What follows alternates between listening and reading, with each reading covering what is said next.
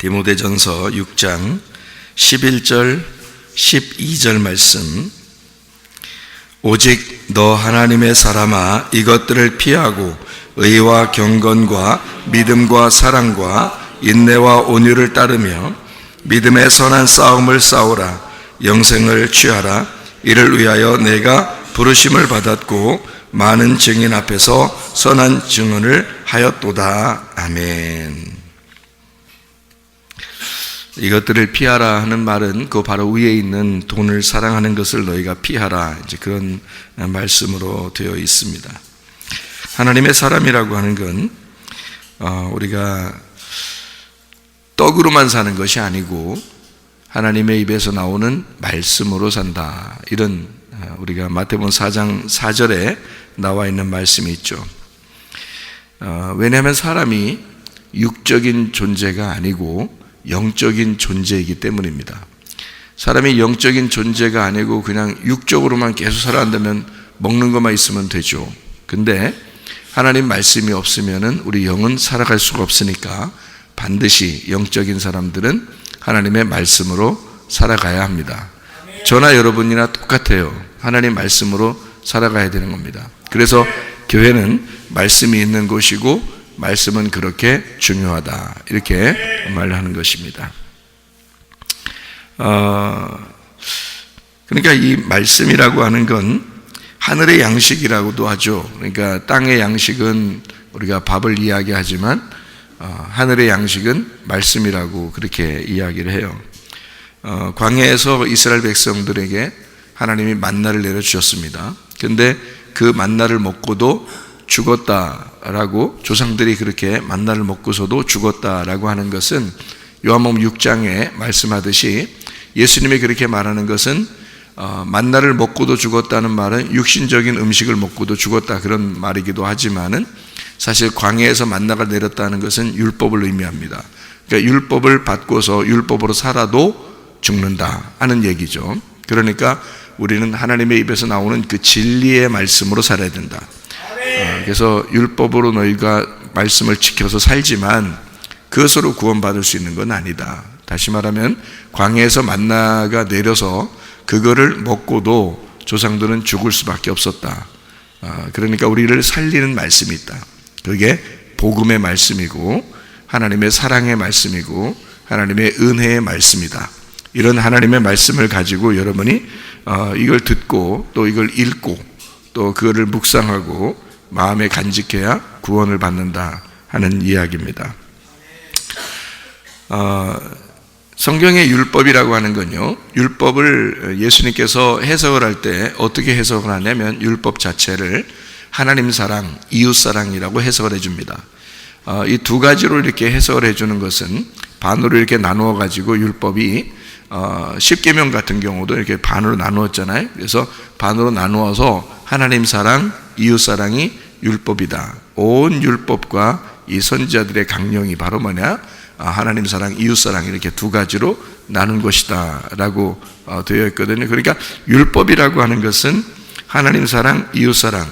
근데 예수님께서 자기도 계명을 줄 게 있다라고 말해요. 그 자기도 계명을 줄 게 있는데 그게 바로 뭐냐면 서로 사랑이다. 그래서 요한복음 13장의 34절 35절에 너희에게 새 계명을 주노니 너희가 서로 사랑하라, 그렇게 말했습니다. 그 뭘로 사랑해야 되나요? 사랑합니다. 그러면 사랑하는 건가요?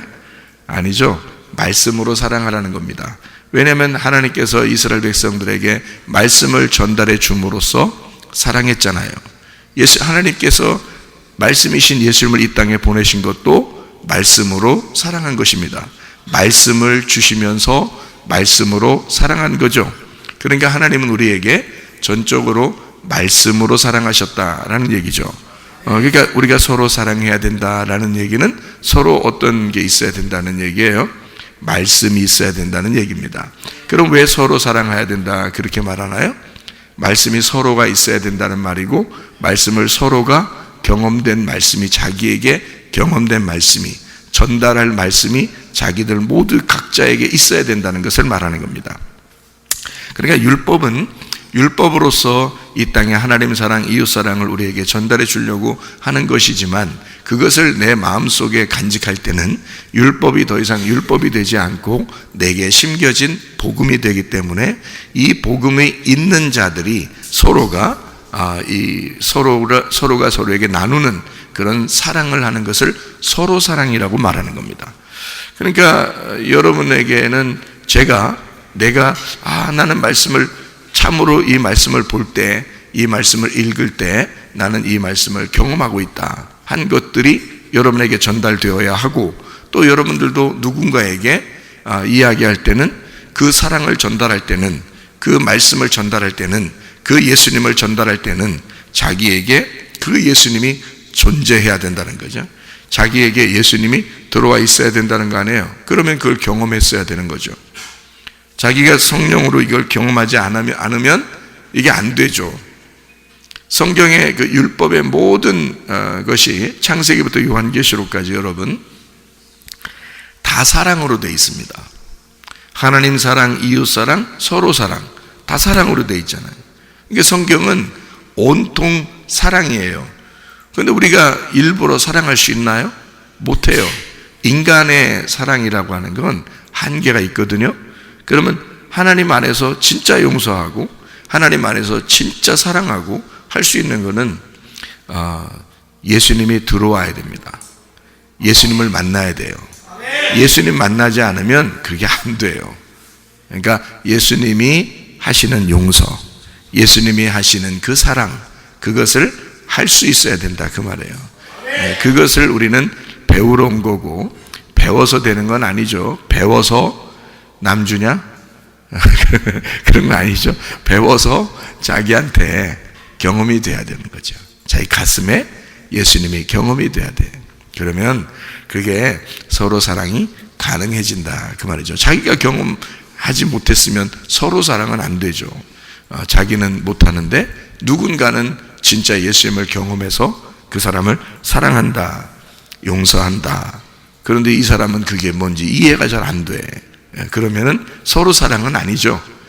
그냥 저쪽에서 일방적으로 나를 사랑한 거죠. 성경에는 누구나 원수를 사랑하라 그랬어요.